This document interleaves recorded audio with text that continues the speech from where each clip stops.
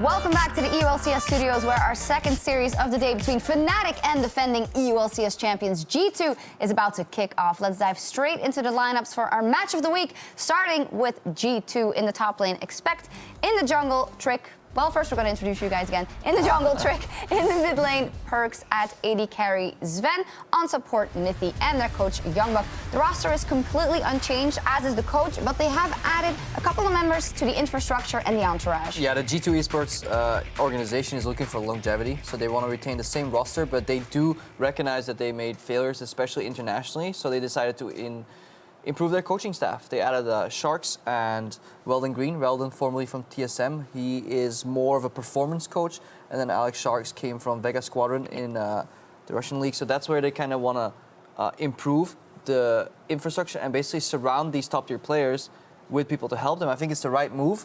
I have a little question with how they phrase it in their video that they released around their goal for coaching structure. Youngbuck there talked a little bit about how every coach should be able to dabble into every aspect. I don't think that's necessarily needed. I think if you just have a performance coach focus on that single thing, you have an in-game coach focus just on in-game, I think it's fine too. However, they have more people there to help their players, and that is the good takeaway. I'm curious to see as to how much it actually affects them during the split, because it's something that G2 as a team can get used to, because they've already dominated Europe twice now.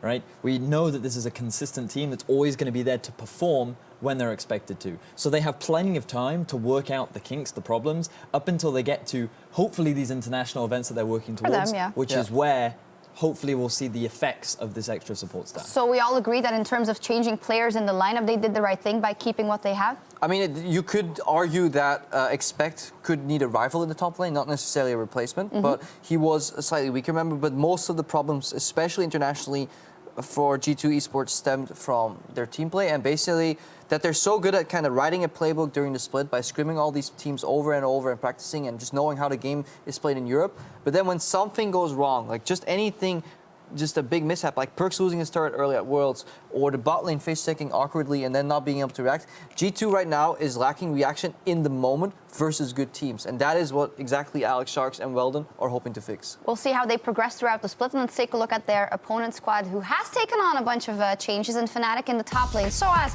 in the jungle, amazing. Caps in the mid lane. At AD carry, Reckless. Jess is on support, and their coach, Nico De Pico. Only Reckless remains from last year's season, and they wanted to build a full English squad with this lineup. They did, and Soaz is back on Fnatic. This is the exciting thing for, I'm sure, a lot of Fnatic fans. I know that a lot of people were upset due to his departure, but now that he has returned, we'll have to see whether or not his experience, along with his great synergy with Amazing, will be enough to bring up the team from Fnatic, because they do have new players in the form of Jezzes and Caps. There's a bit of debate as to whether or not you want to consider Jezzes new, because he has still been around the scene. He's just been off the spotlight for a while. Yeah, they have 4 veterans filling in them with Caps. The problem there is that, unlike G2, they still have to kind of figure all these kind of gameplay patterns and mix them all together. Like, they're building a puzzle from 3 different sets of puzzles, you know? Yeah. Like, they have the pieces in Amazing and Soaz, who are used to how things worked in Origin. Not very well. They have Reckless, who has a bad year in Fnatic, and then they have Jessis, who has done multiple roles and functions within teams. They need to bring all that knowledge together,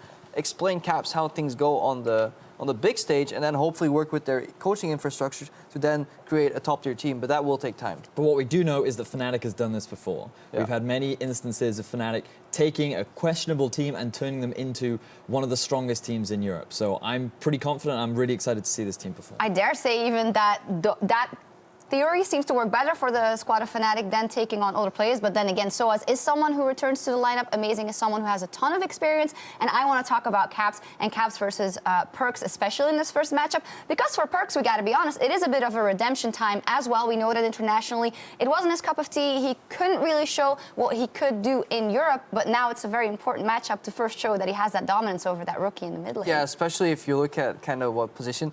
Caps is in the position right now that Perks was in a year ago, and he is in the spot of Febvon, where Febvon was 2 years ago in Fnatic. So that's a really weird story right there, and Caps, everybody expects him to perform. However, I do think the kind of hatred for Perks is a little overdone. I think he had a great spring split. I think MSI was understandable why G2 failed as an organization.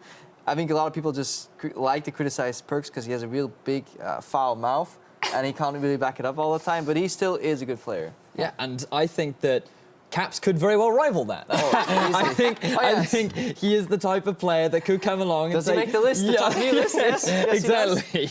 So I think that we're going to have a very heated matchup in the mid lane. Right now, the mid lane meta is perhaps a little bit stuck. We're seeing a lot of Ryze and Syndra right now, but that doesn't mean that it can't get volatile, especially with how aggressive these junglers can be. When we look at Trick, when we look at Amazing, these guys do like to get their hands dirty. Yeah, and as we wait for the picks and bans, let's theorize a little bit. If you have, or if you're going up against Fnatic with Caps in the mid lane and Jessus, who hasn't played competitively in so long, is that one of the two people you target and say, okay, Caps, we're not going to let you get your hands on anything that you can work with, or is that not viable?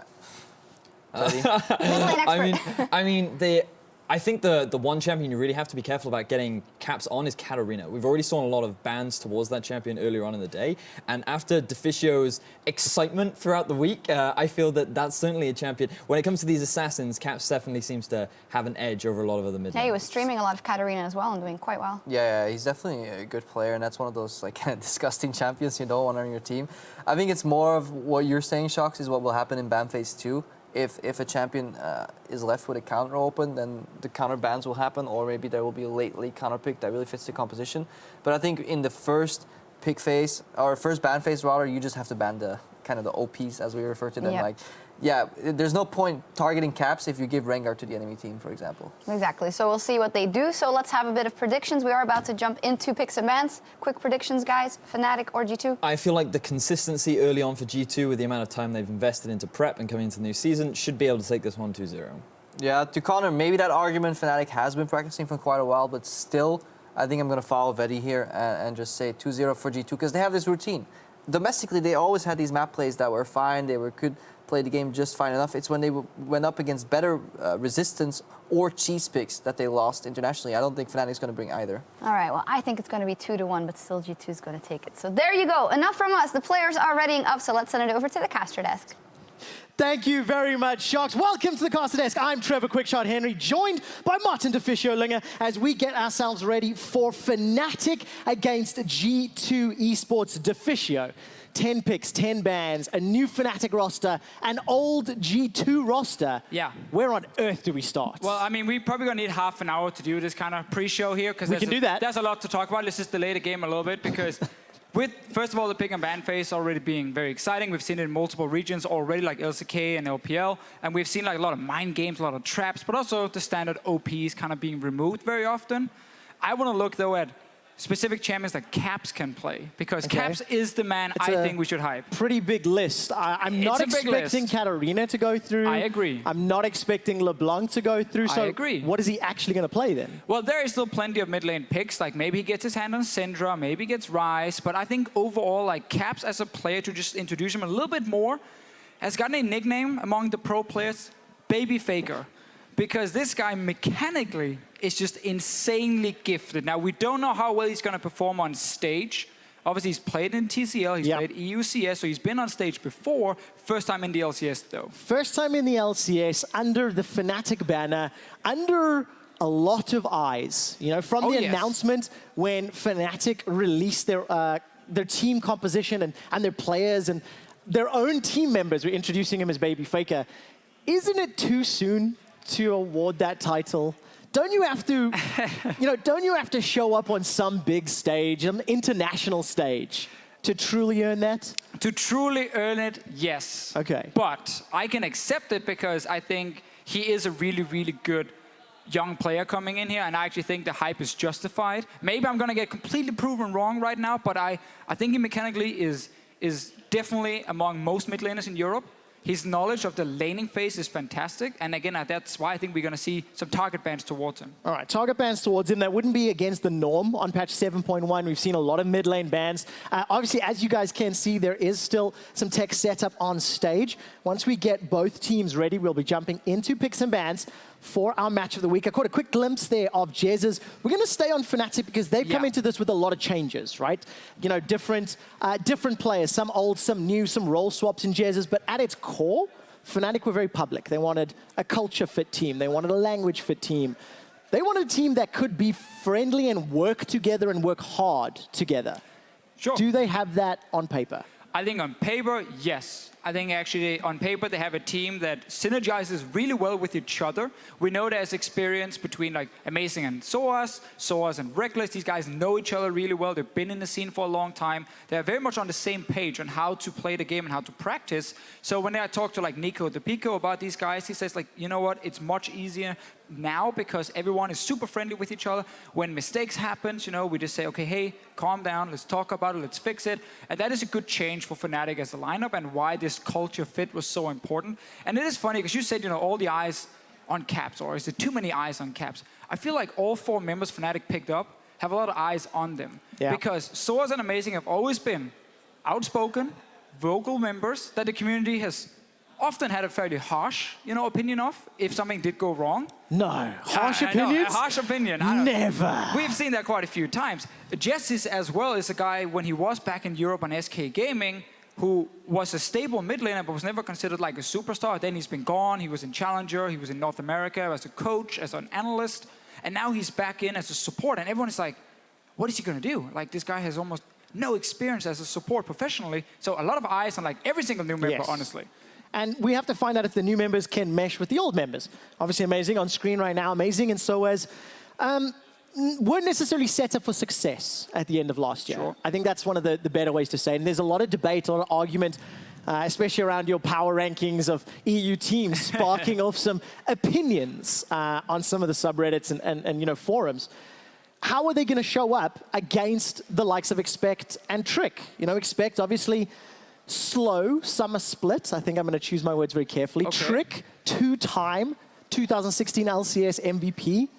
Amazing versus Trick in this matchup. You know, there's a lot of expectation even in that matchup. Yeah, I mean, obviously, if it's like a pure carry matchup, I'm going to give the advantage to Trick 100%. But it's not like Amazing hasn't played him before. He played in the last 2 splits. These guys from Fnatic have played against Trick a lot now, so he's not going to surprise in that sense. And Trick is the same he's always been. He's super aggressive, sometimes too aggressive. Yes. And he always tries to get far ahead of the enemy jungler and really use that impact to kind of carry the game from the jungle position. So it's always a joy to watch him.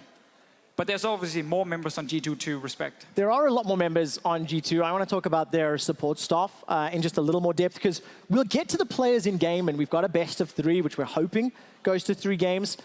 What's your take on the additional support staff? You know, adding Sharks, adding Weldon, Youngbuck's still there, still on stage in terms of picks and bans. You've got the same core players. You've got a foundation of 2016 with regional success. How much better can the support staff actually make a team? Well, I think the support staff is very important now that people are getting more and more people in there. Like, it's not just one coach you're getting, it's multiple people. There's performance coach, there's like life coach, and all these different options for a lot of teams. So I'm happy to see the evolution of organizations in League of Legends, where it's no longer just about roster changes and trying to constantly upgrade your roster on the Rift. It's more, or just as important, to upgrade everything behind the scene. And I think that is a really, really important thing to highlight. And when you have talked to these G2 guys, they actually really like the new setup. Obviously, if it's the perfect mix of guys from G2, we can't say yet. Yeah. We have to judge later on in the split. But I think it's a good start. Yeah, and I mean, G2 themselves, they put out that video earlier in the week talking about coaching. Carlos needs to shave. I'm not sure what happened there. It's winter. It's the winter beard. Okay, fair enough. Keeps warm. And it's only jealous because you and I can't grow one. Yeah, I know. Ladies and gentlemen, I am hearing it's just going to be a few more minutes as the tech situation has been resolved. Now players are just warming up, making sure they're set up. It is the first game of the year. Trev, we did request 30 minutes. We did. I mean, you did. I'm not joining this fight here, all right? If there is delays, it's Deficio's fault, right? Yes. That's what I'm saying, ladies and gentlemen. Put that on his back. But yes, we're going to look now, I think, at the players for G2 a little more closely. Perkz, as the analyst desk alluded to, the outspoken member of the team, so maybe publicly criticized a lot, but Fair. Expect is where I'm looking. Because he was, if I can use this term, he was the weaker link. Yeah. When you look at the big picture. 100%. So what do we need to happen for Expect and for G2 if they want to improve upon that throughout spring here in 2017? Ooh, I mean, the thing is, when you keep the same roster, it's often not about like improving on very, very specific key things a lot. It's more improve everything just a little bit. Like you need slightly better communication. You need, you know, better understanding of how to execute a Baron setup, because that's something we've seen G2 struggle with, especially at Worlds. Think back to the Rocks Tiger series, where suddenly Peanut shows up and he steals it because G2 panics. These kind of different things, like you add like 5-6% onto like multiple things as a team that you're working on, because it's not like Expect as a player is randomly gonna be twice as good as he is right now. Like he's probably fairly close to how good he's gonna be individually, but he can improve his English, he can improve the synergy with the bot lane when it comes to TP usage. Is something we've seen him struggle with before. Yeah. So there are definitely multiple things here, and that's where, again, having more coaches around them to maybe try and help individual players a bit more can be super helpful. And time to actually make those adjustments, right? We're early in the season, this is the first game. You know, we know Fnatic have been scrimming and training together for a longer time frame than G2, and we need to see who's going to come in better prepared. You guys are catching a glimpse here of Jez's. It is a mouse-related issue with Jez's on stage that is being reviewed. The tech guys and the QA guys are busy talking through the potential fixes. So once we get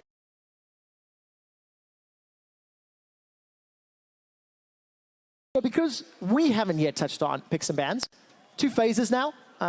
You know, 3 bans, 3 picks aside, 2 bans, 2 picks aside.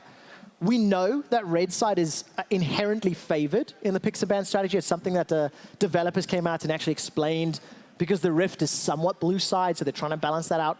What's your take on like what we've been seeing from some of these strategies and some of the options? Because you touched on mind games much earlier. H2K pulled off some good mind games earlier today, and we were assuming that Nico and Youngbuck can hopefully do the same. Yeah, I think first phase of the pick and ban phase, where it's the 6 bans and then, of course, the 6 picks coming in, is very much like it used to be. Not a whole lot has changed in that regard. A little bit towards the end, because it obviously follows into like the second ban phase and pick phase. But I think it's a really fun pick and ban phase to watch. I think there's a lot of ways you can get trapped as a team. Like suddenly, oh, you can clinch a role very specifically, pick a Zyra, ban an MF, and boom, suddenly you have a great matchup.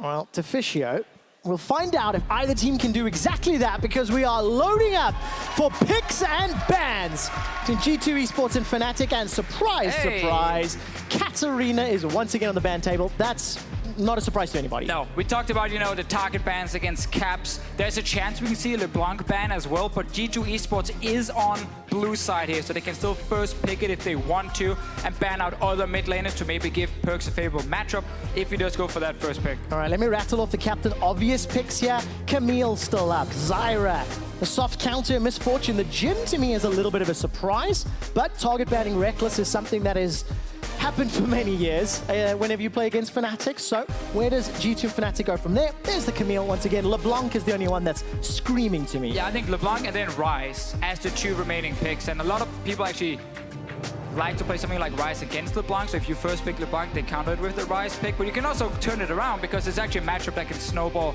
either way. And very interesting bot lane bans from G2. Like Karma is no longer considered like S-tier support, like Zyra, Malzahar, and then MF as a counter to those 2 are really the heavy favored ones.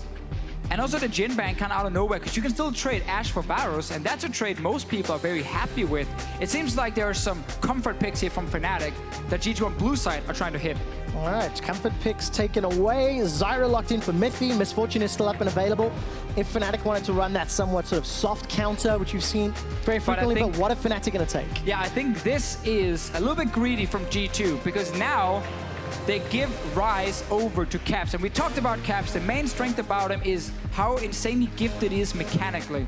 Champions like Ryze and Katarina, where if you have this fantastic knowledge of how to really execute every single combo, where to position, especially in team fights, you can just be like this insane carry. So I think giving Ryze over is risky.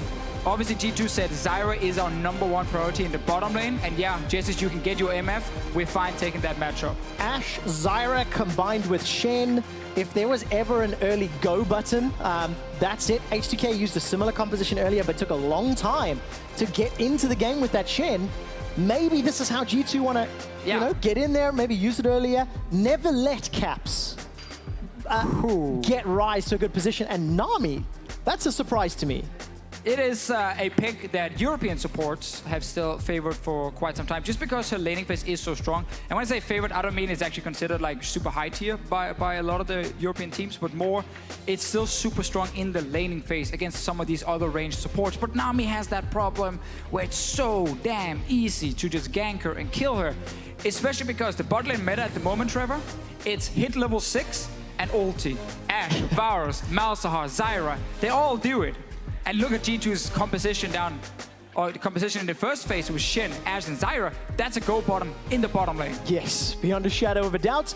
Caps is going to give himself a slightly comfier laning phase with Orianna and Syndra removed from the table. So where do Perks and Trick set their sights? The two, you know, sort of duo, the dynamic duo, it's called out from the middle to top lane. And right. That's what we're looking for, some counter picks and some options. Yeah, the reason we see Orianna Syndra here is they're two of the picks who can deal with Ryze in the mid lane specifically. And this is what happens in this new pick and ban phase. When you get a strong pick for yourself for a mid lane and the enemy does not pick any sort of counters yet, you just go for 2 soft counters, specifically, or 2 good matchups that the enemy could have picked, and you just ban them away. Just try and clinch that mid lane and give your mid laner the best possible setup. G2 Esports needs some AP though from that mid side, because there's quite a lot of physical damage. Actually, could they do... Because I've seen both Corki and Jace being used quite a bit. Jace with Hexstringer, definitely something that could be favored by G2.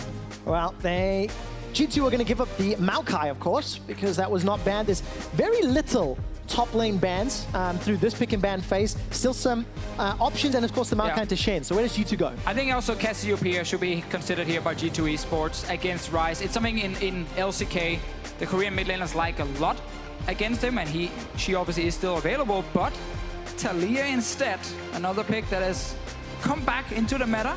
Yeah, but you look at this composition. 3 globals, Ashe Arrow. I mean, this is go button. Never let Fnatic get to the late game. If Fnatic can scale with Ryze and Maokai and whoever they're going to lock in this ADC, I'm scared for G2. But G2 have so many tools to prevent it happening. I'm scared for Fnatic. I think G2's composition looks really, really strong at the moment, just because they have so many ways to move around the map and especially focus the bottom side. I think G2 specifically have just said, you know what, we're not going to try and just play a strong skill match 1v1 and see if we can beat like Caps. No, let's just play around. Let's just go to the other lanes, because you have your strongest lane from G2 Esports in the bottom lane with Sven and Mithy. And why not just try and set them up for success? Why fight Baby Faker one-on-one? Bring a party, bring your friends. Ashe Arrow, Shen, Rek'Sai. It's 5 men in the bot lane. It's 5 men in against every Nami. lane. Nami's just like, I'm so useless here. I have no mobility, and they can just dive me. It feels like G2 Esports are hungry for some sushi. And they'll be setting their sights on Jez, one of the newest supports to the LCS stage, role swapping, hell, from a coach, from a mid lane, from an ADC. This guy's now in another role. He's almost been everything. Now he's down support. We saw the Ezreal pick, just last pick here from Reckless, because he needed something where he could stay safe. Well, we'll find out if he can. Ladies and gentlemen, the players are ready. Champions are locked in. It's time for the European LCS Match of the Week. It felt pretty natural, like coming back to Fnatic. I'm really looking forward to face Soaz and Amazing, since they've been my teammates before. But I think us versus Fnatic is going to be like a hype match.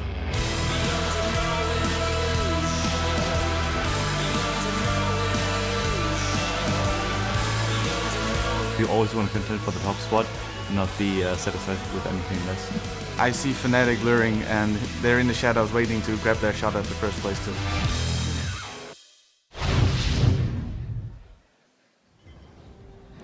Fnatic are in the shadow of the Kings of Europe. It's G2 Esports taking on the former Kings. How good is Fnatic?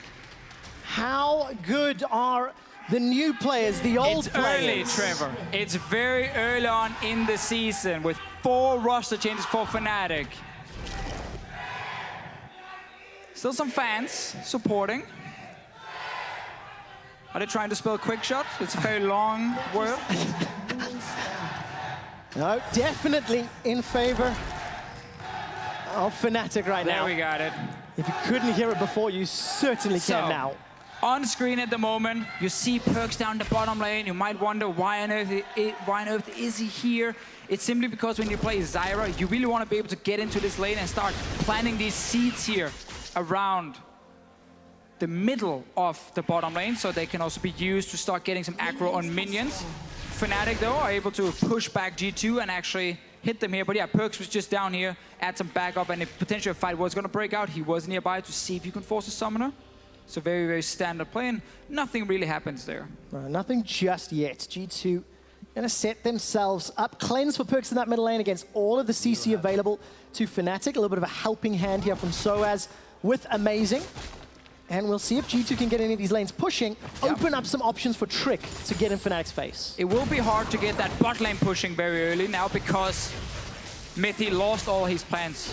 Obviously, Zyra, Ashe, good early push, but Ezreal Nami was actually a lane we saw quite a bit around Worlds, where the level 1 to 3 is super, super strong. You can jump level 2 as Ezreal very aggressively gets the slow from Nami as well. He's not 2 yet, but these are the kind of trades you see very early from Ezreal and Nami. After level 3, however, Zyra Ashe starts taking over. And Reckless hit absolutely everything, pushing Mithy and Sven backwards. Level 2, the race is on, and Fnatic will win this one. They will get it. Got themselves that first and second melee minion. And this is expected again. This is why it was so important Fnatic got to kill these small seeds around to stop Mithy from getting that early push with the Zyra. So now, Reckless Jesses, they have some breathing room here. They can zone a little bit. But it's only here in the start they have this advantage. Then it's going to shift, and G2 is going to send more members. And of course, we'll have to keep an eye on Sven and Mithy to take advantage of that power shift. Trick going to show his face. Got the ability to burrow, flashes up as well. Caps, Ghost and Flash available to him.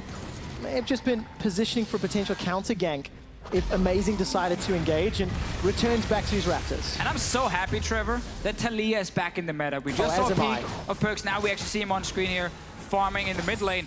Because she's such a fun champ to watch. Like, her pick potential is great. Her sustained DPS, if she can keep landing the rocks, is great.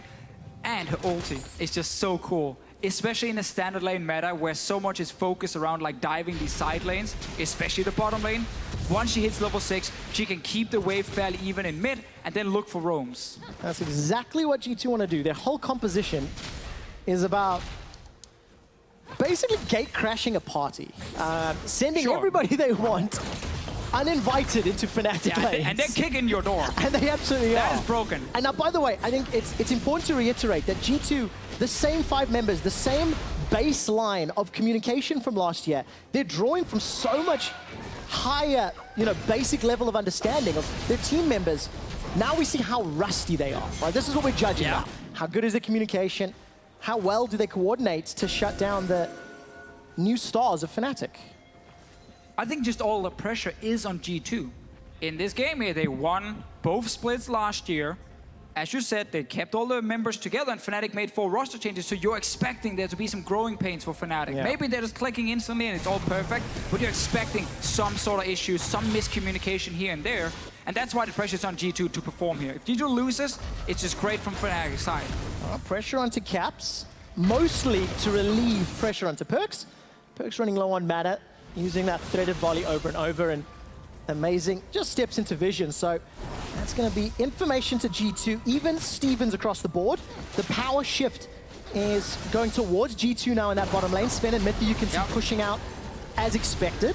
And Perkz is just calling for Trick to help him push out mid because he has enough gold to get the Lost Chapter, which is still one of the most broken small items in the game. So obviously, oh, Amazing! Look at that! Damage from Amazing, respect flash from Perkz. 3D honesty from Perkz to stay in the first place, get hit by that first skill shot from Amazing, and then having to blow a flash, honestly, for nothing. Like, nothing was really happening in mid other than him trying to push it out.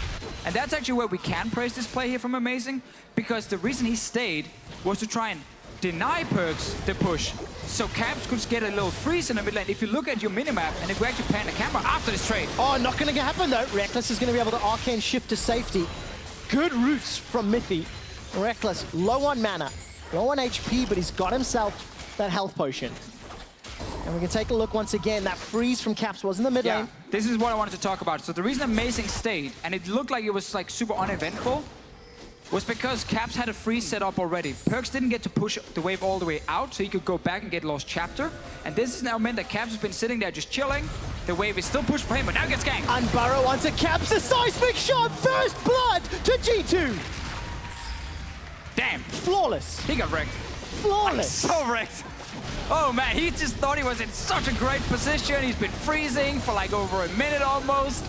And then Trick just says, nah, we're done with this. Sneaks in behind, gets the kill and the flash from Caps here. Great play from G2, and now the roaming is starting because Perks is 6. Well, there's your two-time 2016 MVP. The lane swap is caught out. Expect locked down, locked by the Aqua Prison. Exhaust won't hold him in place. And Expect is able to shadow dash to safety. Fnatic, they're setting their sights on the tower, but there's a response from G2. Yeah, I like this play from Fnatic. They know when Perks is 6, he can start going towards the bottom lane. Shen is 6 as well with the ulti, so they leave the bottom lane. They lane swap before G2 reacts. You can see the bot lane from G2. They were heading down to the bottom side.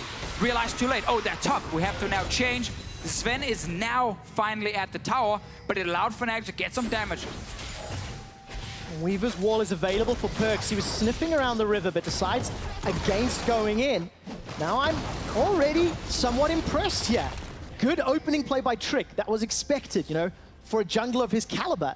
And Fnatic showing that they can make some team-based decisions, some macro plays to apply pressure to G2. An early ghost from Caps, and he's once again the target of a repeat gank by Trick.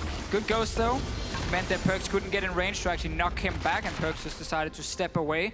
But some cool plays here, and I think with Fnatic, honestly, what we should expect for them as a team, even this early on, is that they're like a smart team, because they have so many veterans here. They're very vocal members. Amazing has always been an early game shot caller. Soas has always been super vocal late on in the game on where to position on the map as a team. Jesus was brought in because he has game knowledge as a coach, and he could kind of use that in-game.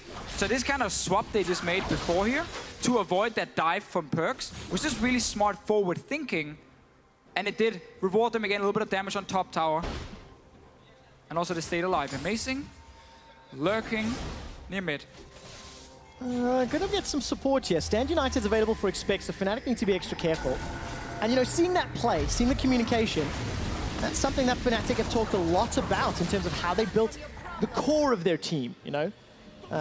Bringing in Jesus into that role. Jesus and Reckless up in the top lane. They're going up against still one of the best duo lanes in Sven and Mithy. And I'll take a second.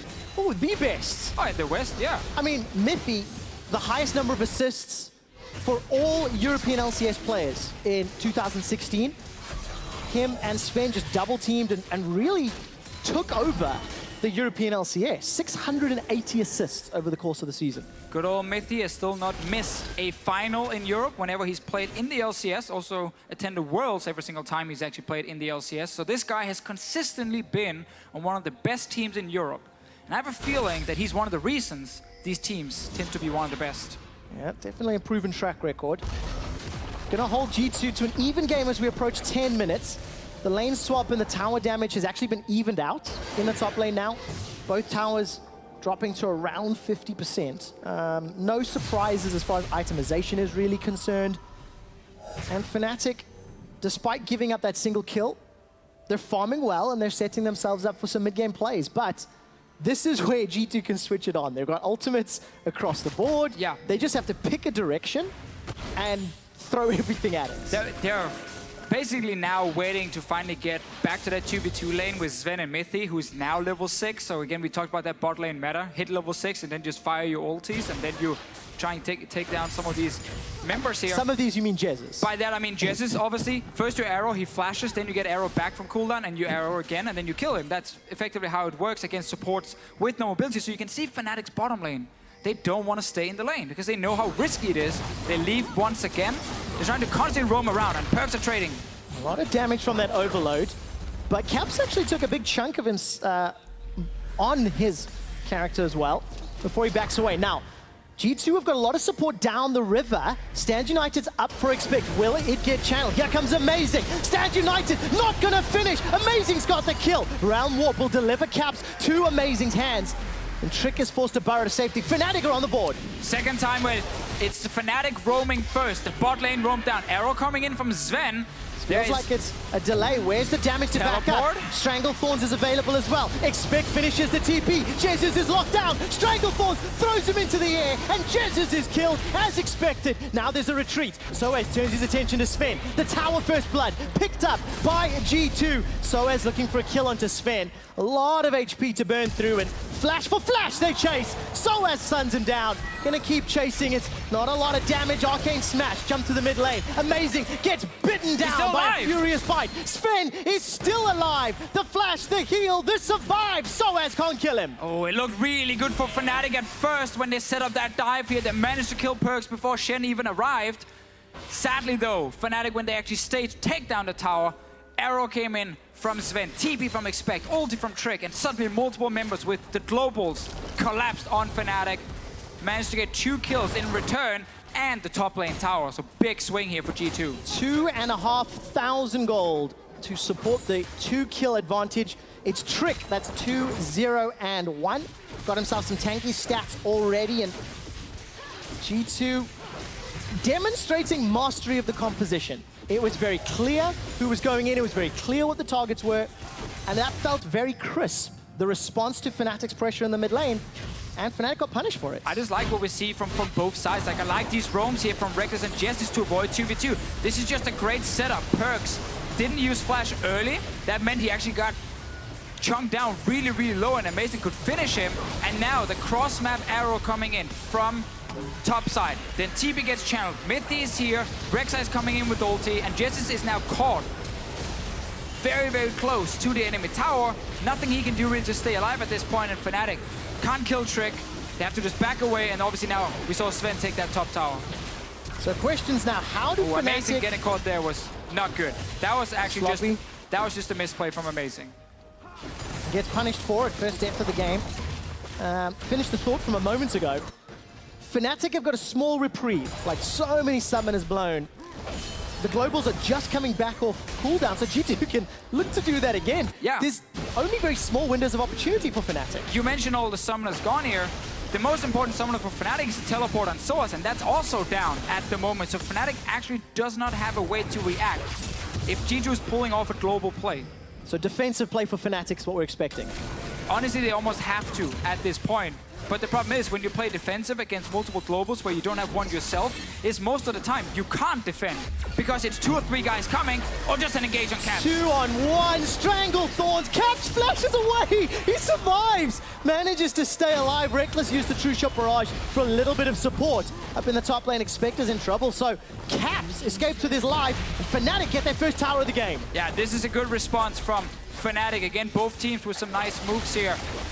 When you're against a global user and you don't have a global yourself at the moment, attack the global. So what Amazing is doing is he's going to that top side. He's saying, I can't go bot lane because if I do, you TP in and we are outnumbered. So he goes top instead. He plays against Expect together with Soaz. It's enough to take down the tower. Trick was actually nowhere to be seen on the map.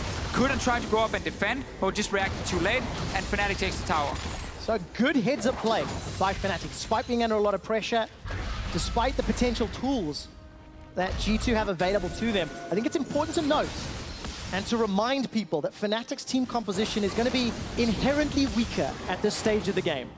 They need time, they need items, and very importantly, they need to not give up anything more. You know, if they can stay close to G2, their team composition will eventually scale, but that's the challenge now for a new team. Oh yes, when you play things like Maokai against Shen, the Maokai late game in a team fight is like twice as good as the Shen.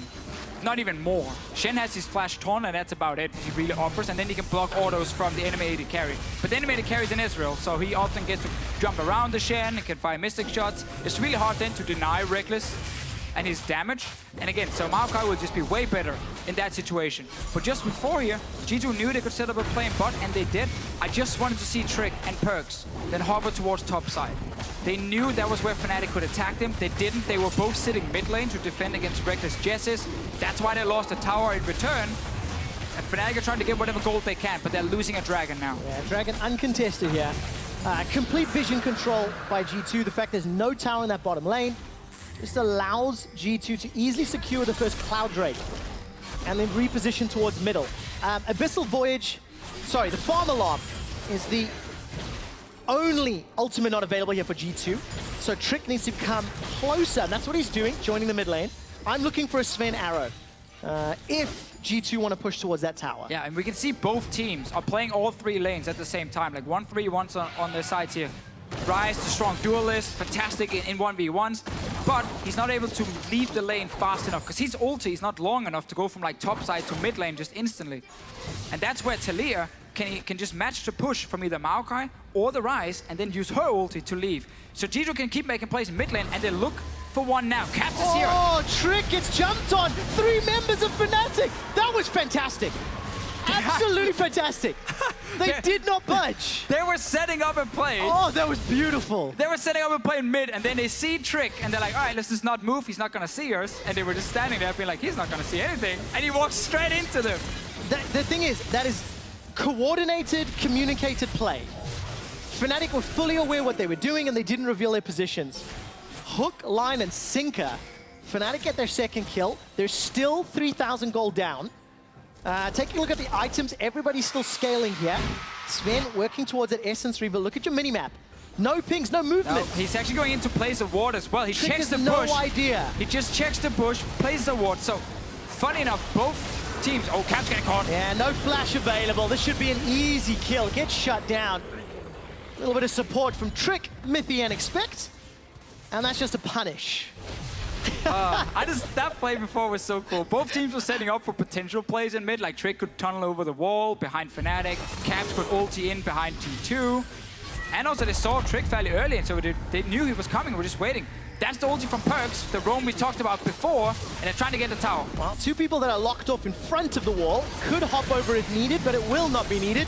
Jez, no tidal wave available to him. He used that for the kill earlier, and that allows G2 their 3rd tower of the game. All outers secured, extending that gold lead even further, and now the challenge of pushing that ward line, and actually, a challenge for Fnatic to stay safe with so much open map space. Yeah, it's almost impossible to stay safe. Like, when you're playing against this many globals, as we talked about earlier, if you're just trying to be defensive, eventually they're gonna make a play on you where they will outnumber you somewhere and you can't react. So oftentimes, you just have to play aggressive yourself. Fnatic has tried. They got the kill on Trick, they got the top tower. They're trying to say, we need to keep forcing plays on the globals, otherwise you guys are just gonna collapse. Too many members in the side lanes. Sadly for them before, after they caught Trick, Caps got caught in his own jungle, did not expect G2 to be there, and that cost the mid tower. Yeah, those wards that are still inside Fnatic jungle, that's actually what allowed G2 to pick up that kill onto Caps. Yeah, we were sadly in the replay when the setup was being prepared by G2, but obviously there wasn't any Fnatic wards, so they just walked right in. They snuck in there, placed their own ward, and then they saw Caps was moving down and killed him. So, Rift Herald was secured just before it was about to time out, so another advantage in favor of G2. The next Cloud Drake will be spawning in around 2 or so minutes time, 2 and a bit. And it's up to G2 where they decide to push, because they have an item advantage, a gold advantage. Like global advantage. Every metric you could measure, G2 Esports is in control. They played very aggressively to punish Fnatic's moves, and I want to see how they push that further. I want to see Fnatic try and make a play around Caps, because Caps can't leave his lane, so when you play 1-3-1 where one side doesn't have a global, you need to play around that side, because he's often your strong lane in terms of dueling, and because he can't leave his lane, in order for him to be useful as a split pusher, you need to move the fight to him. So what you should see is Amazing will try and hover around Caps when Caps is trying to push out a side lane and hope that Perks or Expect is there and they can jump very quickly. The problem is Shen ulti can react if Perks is getting caught. Trick can oftentimes ulti towards the side as well.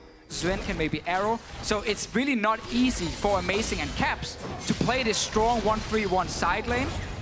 And oftentimes they just feel like they can only push out a lane and then they have to leave. It's really tough, and Fnatic have shown they can play the laning phase relatively well. You know, good decision-making, good prioritization of where to put their champions. We're now into the mid-game with towers down and being behind. So Fnatic's true abilities will be tested. not only do they have to overcome all of those things, it's also difficult to see how and where they kill somebody.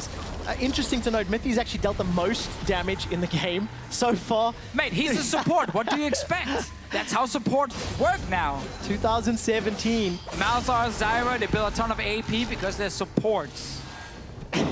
Welcome to welcome to the new 2016 age. and now 2017, where that is the kind of stuff we see. But it's interesting with Fnatic, because in-game, we can't criticize too much, but I think in the draft, they got caught with their pants down when they ended up having to play Ezreal, Nami against Ashe, Zyra, because they had to dodge these lanes so often after level 3. And then also because they had to respect the amount of globals and the setup from Ashe, Zyra. So really, really difficult for Fnatic to kind of play out this early game and actually get a gold lead. And then, of course, means that Fnatic are again still playing from behind. Looking at the vision on the minimap, by the way, that is a lot of control wards around that Baron pit. G2 not going to allow a sneaky Baron to happen. Second Dragon picked up very easily and very safely as Fnatic. They have to play safe, right? The risk of being engaged on, the risk of being jumped on. And this is exactly what G2's composition was built to do. It's always the same thing when you have like mirror matches. Like both teams want to play 3 lanes, and then when one team gets an advantage, being it from globals or being it from gold advantage, item advantage, their enemy 1-3-1 team often feel like they have very few plays they can make because they can't really push out lanes. And then how do you split push if you can't push out your lanes? Yeah. You can't. You have to then try and team fight your way out. But that's not exactly where your comp at the moment is shining. They want to get Ezreal up to the 24th, then Blade of the Rune King 3rd item. They want to complete the full tier from Caps, and then maybe we can start looking at some Fnatic fights. Yeah, but they might not get the time. G2, they've got this Ring of Vision. They've already got 2 items on, well, their primary carries. Rylai's is getting closer to being completed here for Mithy as well. So big items completed, and any time this Baron could get started, forcing a fight. And let's talk about the build here from Perkz, getting Leandris coming in here, 2nd item. Obviously very easy for Talia to land some fairly long-range poke, just a few hits here and there to get a bit of extra burn damage. But the more important thing, I feel at least, is the flat magic penetration. Because ever since the Locket nerf, a lot of members don't get that MR aura now. They don't get any MR in the early game, unless they have specific runes that give any sort of defense. An AD carry is not itemizing any sort of magic resistance, and that means flat magic pen has even more value. Good route into arrow, amazing flashes and dashes to safety. Safeguard buys time, but no flash available, and very importantly, no tidal wave. We've crested 23.5 minutes. G2 pushing that vision deeper and deeper. Keep looking at your minimap. The more information G2 have to work with, the more likely we're going to see them force a Baron play. Ashe Arrow's about 30% off cooldown already. And look at this, Fnatic, they have so much darkness to fight through. It's time to face check everything.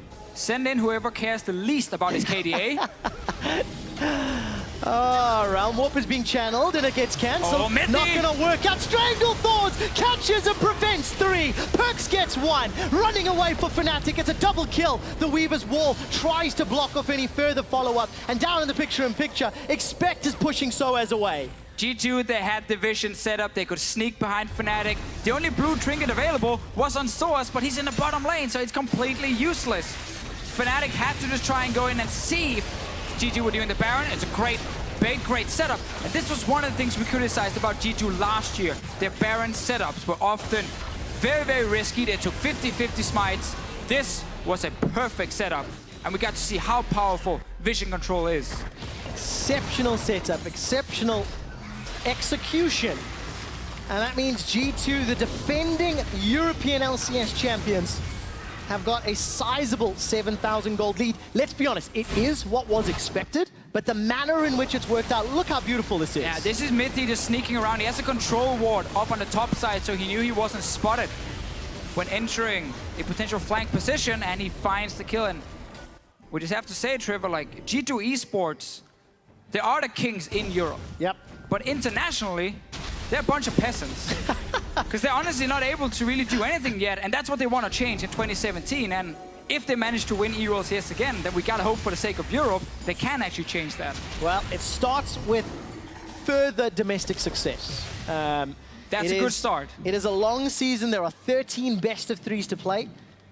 They started off against Fnatic in really quite phenomenal fashion. A good pick and ban phase, an aggressive team composition, and just really good execution in game. SOAS sniffing at an opportunity, but won't find anyone as Sven and Mithy back away, and it's actually SOAS that's in trouble.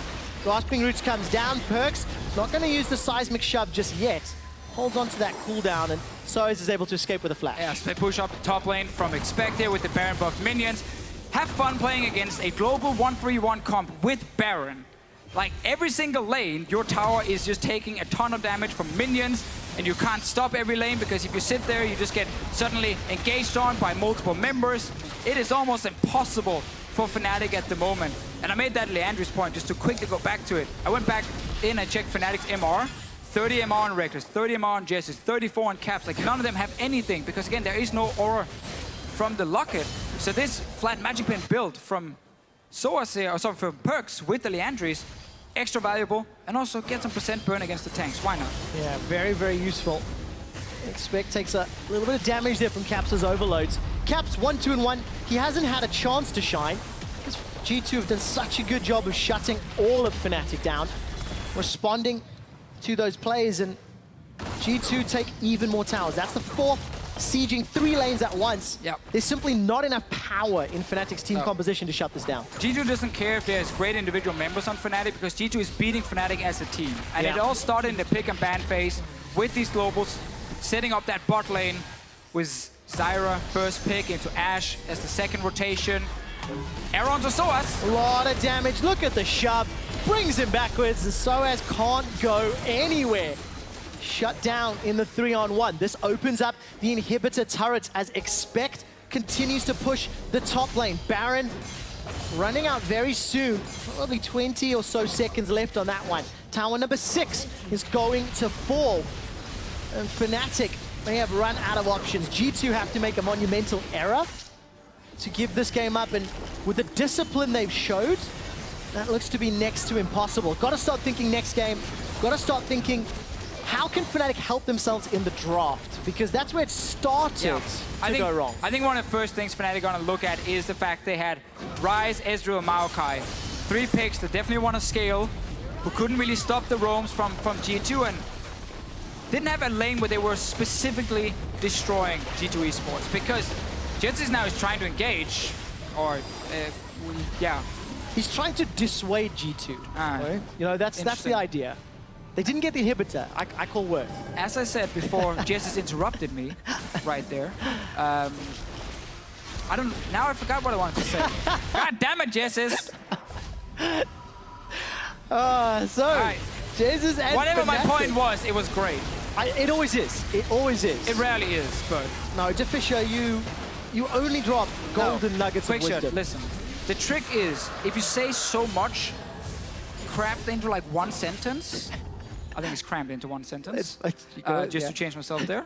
Then people don't realize how much of it is actually wrong, and they just hear the one nugget at the end. You're revealing your strategy. That is one of the caster revealing secrets. your strategy Caster in 2017.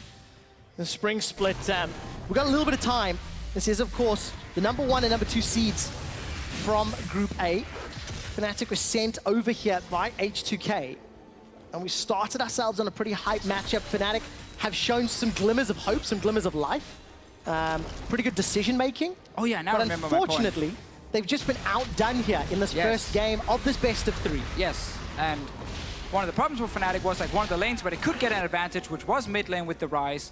Perkz actually has now shown that 1 or 2 aggressive moves has happened from him, but otherwise he's actually played very safe. So he just sat back in that lane for as long as possible and just tried to like farm, and he waited for Trick to show up. And when Trick was there, he went aggressive. And I think that is a good change from him, because in the side lanes as well, Perkz is not being caught out by like Caps and Amazing together. He's played it very, very safe.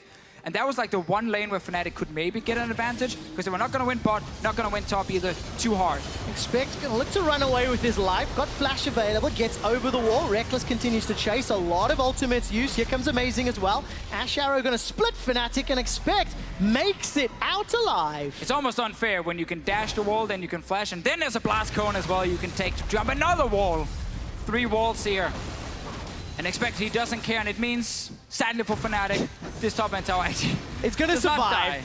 Going to survive. Perkz decided not to send one of those autos his way, but it will fall in this next wave. Baron has obviously timed out. Stand United and Teleport are available. And expect he's back in the lane. Continues pushing that wave out. And tower finally falls. And Fnatic, as you mentioned, Deficio, kind of pulled apart at the seams. And we talked about picks and bans. Exactly. I'm still optimistic. I'm still hopeful. It's the first game of the season. And we shouldn't jump to any conclusions. Both teams looked good in the early game. Both teams had good decision-making. But G2 was simply better this game, this time around. Better, and I think their composition was really good against Fnatic's comp. The slow scaling on Fnatic. Lack of, like, also if we add in more, like, some safe wave clear to push out lanes. It's very hard then to deal with the global. So really smart pick and ban phase from Youngbuck and G2. Definitely a lot of credit. And I feel like if you are a Fnatic fan and you judge Fnatic week 1, day 1 against the European champions, it's kind of unfair with all these roster changes. They're trying some engage, they're sending in SOAS. There's no one to catch. All right. Enchanted Crystal Arrow is available. They all ran away. Sven's gonna back away, so at the cost of a Realm Warp, Fnatic may be losing their top inhibitor. Expect is pushing out the bottom lane. 3 members of G2 are up in the top, but they're split. Perkz needs to use that Weaver's Wall. He started the channel, decided not to serve. Trick is caught out by the Rune Prison. The arrow gets sent to Ryan. Oh, that's a kill onto Mippy. He got caught. I didn't see what locked him down. But Expect is pushing onto the inhibitor. Enough time to secure the kill. Yes, will be done. And then they can back away. So, you know, losing Mippy for inhibitor, fair trade. It's a classic support move here. Get caught to buy time for your split push to take the inhib. Mythy, all planned. And Expect walks away, being this annoying Shen in the bottom lane that just can't die because he can jump the walls, he has blast cones. Fnatic might try and see if they can get some crazy fight around the Baron, but again, they're kind of just trying to delay the game. How do you get a crazy fight into a Zyra and an Ashe and a Shen? G2 messes so up. Tough. Again, G2 messes up and they rush the Baron when they don't have to, and then Fnatic gets the opening. They have 3 items on Ryze now, 3 items complete on Ezreal. He's very strong at this point here. Sadly, for Fnatic, they probably won't get that easy peasy fight. So, Mythy here. So easy. SOAS is hiding in the bush. Mythy getting caught out. Tidal Wave not even needed. Baron has been started. Very good vision setup here from G2. They're going to see Fnatic coming. Stranglethorns is available for Mippy, as is the Stand United. Amazing is going to be jumping in, getting locked down by the Shadow Dash towards. This should be a kill, easily secured. Redemption being channeled for some additional support. Expect gets caught by the bubble, dashes to safety. SOAS, Reckless Jezzes looking for more. The wall prevents their escape. Tidal Wave buys some time as Trick is in the front line. Caps looking for a kill. Exhaust won't stop him now. Dash forward from SOAS. Sven is the target. Caps has got mana for days. The taunt buys time. Caps with a double kill. Fnatic will not give up. They stop the Baron. They win the fight. And they're looking for more. I feel like we just talked about G2 rushing a Baron when they didn't have to. They had not killed a single member from Fnatic. They hadn't pushed them out of their own jungle. They started the Baron and thought they could just one-shot Amazing. Turns out they didn't have enough damage going over the wall, and Caps is now getting caught. Seismic shove, knocked backwards, so much damage. Caps just out of position. And in all caps, G2 yell worth. Well, yeah, they got the kill, so it's pretty obvious. Assert your dominance, G2 Esports. All right, Fnatic though, bought some more time. Let's see it again. So G2 is starting here. They have actually not really pushed Fnatic out of their own jungle, and they're not in a position to really stop and collapse on Amazing at first. Now they're jumping, but it's only the Shen and the Rek'Sai hitting the Lee Sin. And while Reckless is trying his hardest here to make the AD carry viable, it is enough to actually force Expect away. And now captures up from the mid lane, sneaking his way in. And legit right now, G2 has not been able to set up Sven to deal damage or Perkz to deal damage in this fight. And that just bought enough time for Fnatic to regroup. It's a small win for Fnatic because as this fight continues on, Caps eventually gets shut down. They're still 10 or 11,000 gold down. And Deficio, they have to do it again. Baron's already below half health. G2 are much better set up this time around. As Arrow goes wide.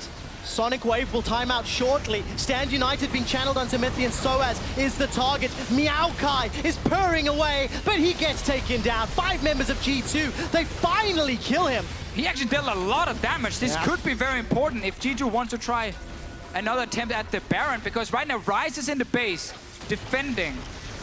There's even a ZZ Rod being placed by Expect. Remember now, ZZ Rod is no longer used for just pure split pushing when it comes to minions, but actually used for pure tower damage, because the Voidlings will not stay alive for as long. They're squishy and so on, but they deal a lot of damage to tower, so you gotta place it a bit further in and just use it to take down the structure. Round 3. G2 are gonna restart. It feels like this time This is the good one. Fnatic have no answer. They are too far away. They have no front line, and G2 will secure the second Baron of the game. They never lost control. No. But they were shaking a little bit as they were A tiny bit, maintaining. a tiny bit. The last one there was safe. Amazing tag the Baron. They walked away, took the kill on Source. Took some time to kill Source, but they did get him down. And now they get the safe one where Fnatic is not in a position to do anything. ZZ Rod is annoying when it comes to this last push as well. And they had to deal with it. Perkz will get another dragon. G2 wish they would get something else, that Cloud, Ocean. But you can't get it all. No, not this time around. Dragon picked up, of course, by G2. Next one will be Elder, well after the 40-minute mark. And that's the first speed wobble that G2 have demonstrated. I think up until those Baron plays, very good game. You know, very good decision-making, very good mechanical, very good communication. It felt like G2 were in control of everything. The lead, maybe, let them get a bit ahead of themselves. And G2 will definitely learn something from those mistakes. And now we see them close out with this Baron and how long it'll take. Yeah, I think honestly just the call in itself was okay. Being like, okay, if Amazing shows up, we kill him. Execution just lagged a little bit, and Sven and Perkz never got to deal damage in that fight. Yeah. And that was why it backfired. Otherwise, they could have just, you know, taken the fight after baiting the Baron, and then they would have won the game, and we would have said, fantastic performance, smooth. It still is. It still is. Yes. Like, they have a massive goal lead. ZZ Rod Shen with Baron buff minions means you can never leave him alone, because then he takes all your towers. Are you surprised by the item builds? We're getting close to 40 minutes. You've got a couple of Titanics in there. You know, Essence, Reaver, Ashe. Not necessarily the highest damage build, but definitely a lot of utility. More arrows, more cooldown. I think it's great. Yeah, I don't think you need really anything else here for Ashe. We have seen Infinity Edge builds, but I think a cooldown reduction is great. You're playing a pick composition with globals. You want as many arrows as possible. Like, that matters more than a slight increase in DPS. Yeah. And it's proven the case. Sven's arrow accuracy, relatively good this game. And inhibitors now under siege. Top one has been taken out. Bottom and middle are exposed. Trick and they'll be hammering away before he's forced to back out. And Fnatic gonna start this off. Realm Warp to deliver Soaz once more. G2 are split. Defensive flash from Sven to get out of range of that Aqua Prison, but it allows Trick. Flawless, easily secures another inhibitor. Well, sadly the case when you're this far down, there is no win-win situations for you. You always have to sacrifice somewhere, Trevor. They tried to make a play in mid. Got 2 flashes for it, so once Caps his ulti again, Fnatic might have their last chance to just ulti behind Sven and try and take him down. There are 2 GAs on the side of Fnatic that have to win multiple fights that maybe can help balance out the gold difference. But there can be no errors and they have to insta-gib somebody from G2 Esports. Again, there is no flash on Sven. There's no flash on Perkz. There is a Ryze ulti that can deliver a Maokai. You sacrifice an inhib for it. Sadly, the ulti is still on cooldown from Caps, and now the fight is happening. Yeah, G2 started this one off. Tidal Wave used. Realm Walk not available, and Fnatic are running for their lives. Redemption comes down.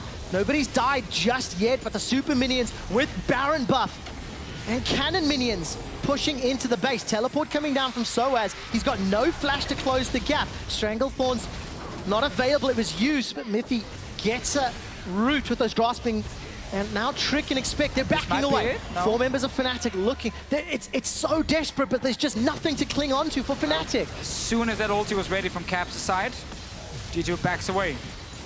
They have all 3 inhibs down. And it should just be a matter of time before G2 Esports can win the first game in this their best of 3. BO3 and their season. This is obviously the first game in Group A as well. And we have to remember G2 Esports last split didn't lose a single series. Nope. Split a few, but no losses to their name. Fnatic, on the other hand, they ended the summer split on a 10-game losing streak and had to go back to the drawing board. You know, the roster last year didn't work out. Question marks around players and attitudes. You know, it just didn't work, right? You know, at its core, it felt like something was not clicking. And that's why Fnatic have come back to the drawing board with 4 brand new players in 2017. I think overall, a decent start in game 1. But there's more things for Fnatic to fix going into game 2 than G2 need to fix, which puts them in a big 100%. disadvantage. Yeah, 100%. But again, expected that Fnatic is struggling a bit here in the first game against the reigning European champions, as we have mentioned quite a few times already. Still going to be an interesting lineup to follow. I think Fnatic has a lot of potential to become a really good team in Europe. Amazing does not get caught. No. It's difficult to lock down. All right, come on. We want to see Rise ulti deliver the Maokai behind Sven. Here's the ulti. Here's the Maokai. Is separated. Stranglethorn's by side. Mithy becomes the target. Stand United will bring Expect into the mid lane, and Soaz locked off for a moment before he finds the open door. Trick gets tagged by the Arcane Shift and the Mystic Shot. Soaz re-engages. He's going to get the GA popped at the cost of Trick's life. This could buy some time. 1-for-1. Jungler for top lane.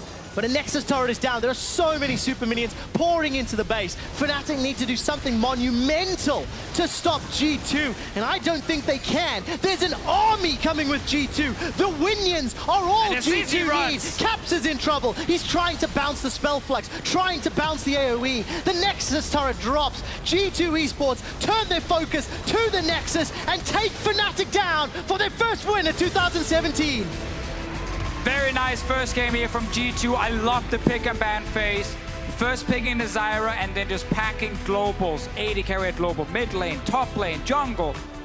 All had ways they could leave their lane and go impact somewhere else. And we didn't even see G2 like set up 5-man dives, because it then became a game of Fnatic trying to constantly escape the standard lanes and always roam around. And G2 would then try and follow. And there was a big crucial moment in the mid lane with the arrow from Sven coming in, hitting Jessis, which ended up hurting Fnatic a lot. Hurt Fnatic a lot. Maybe it allowed G2 to win. To take a closer look at just how they did it, let's head to the analyst desk. Thank you so much, Quickshot and Official, for that entertaining game. And we wanted to start by taking a look at the early game, specifically, Crepo, you did, because it was not a question of one team or the other messing up, but more a question of G2 pushing Fnatic into the defensive and making them come up with solutions. Is that correct? Yeah, that, and I think Fnatic from the get-go was in a bad spot because of the draft. The reason we're gonna look at like these clips is because it's really cool how it's all kind of connected, and what Fnatic was trying to do to avoid bad situations. So we're starting off with Zed and Mithy were getting a bad base here, so they snuck back into the lane and they punish Reckless when he walks up. So that's a mistake from Fnatic because they played their early lane really well. But to solve that, they kind of, I would say randomly, but obviously not randomly. Yeah. They rotated top to add more pressure on Expect and kind of group with Soaz, also to match to the level 6 timing from Perks, again not to get picked off and roam down or teleport on the bot lane. They pushed in top again, rotated mid, and made a pick onto Perks. So it's just highlighting how you can funnel pressure from one lane into the other. And if we compare that to what we saw in the first game of the day, it's on a whole different level macro-wise. But then you see that G2 kind of, they see it, you're like, okay, that's nice. It's a good one. It's a good one, cheeky. But they played this really clean, calm and collected style over the whole span of the game that was so hard for Fnatic to fight out of, especially because they had these losing side lanes. Official talked a lot about it in the game.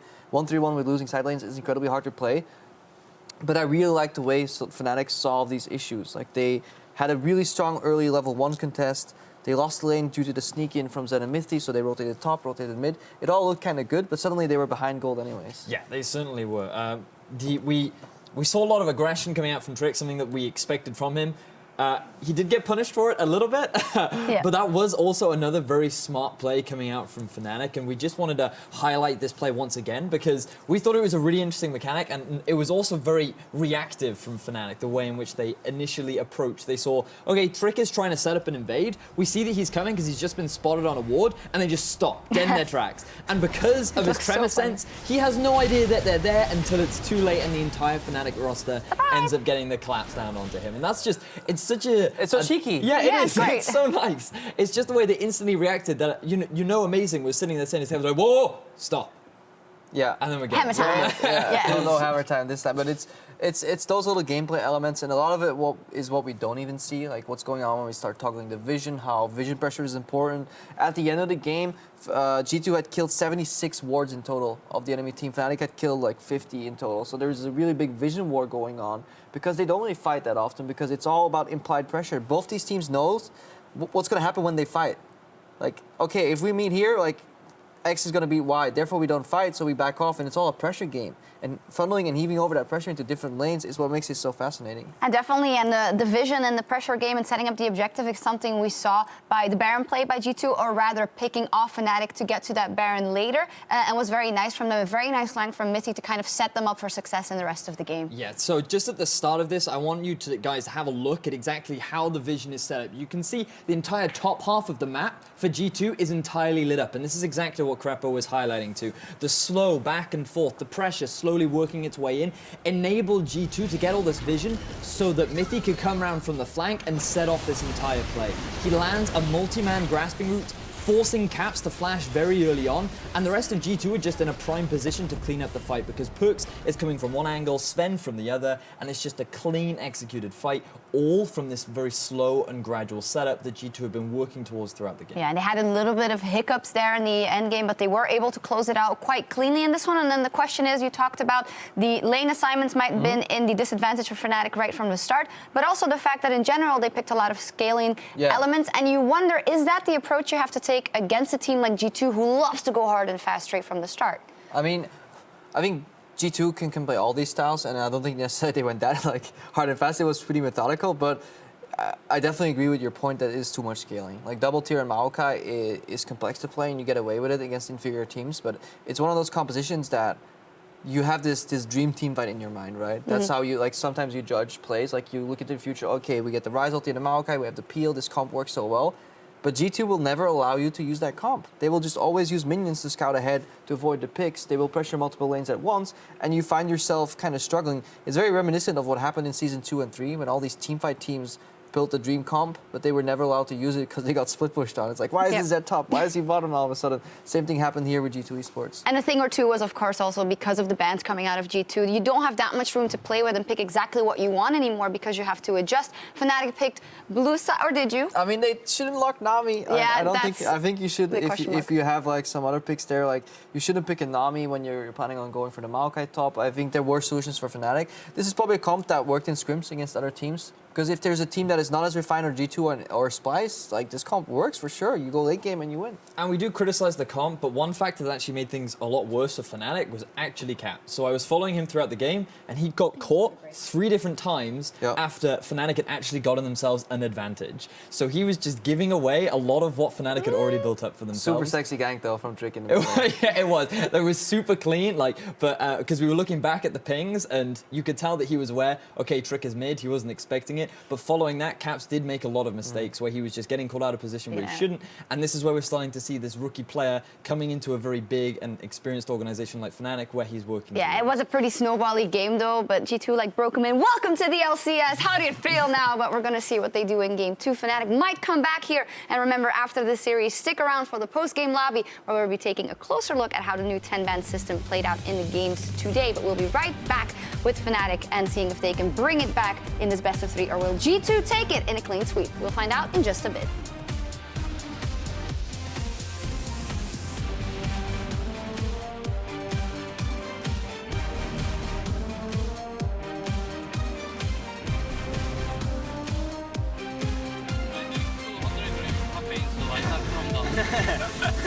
And Barrow onto Caps, a seismic shot, first blood to G2.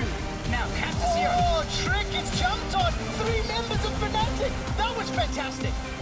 Oh, Not gonna work out. Strangle Thorns catches and prevents 3. Perkz gets 1. Running away for Fnatic. It's a double kill. The Winions are all G2 need. Caps is in trouble. He's trying to bounce the spell flux, trying to bounce the AoE. The Nexus turret drops. G2 Esports turn their focus to the Nexus and take Fnatic down.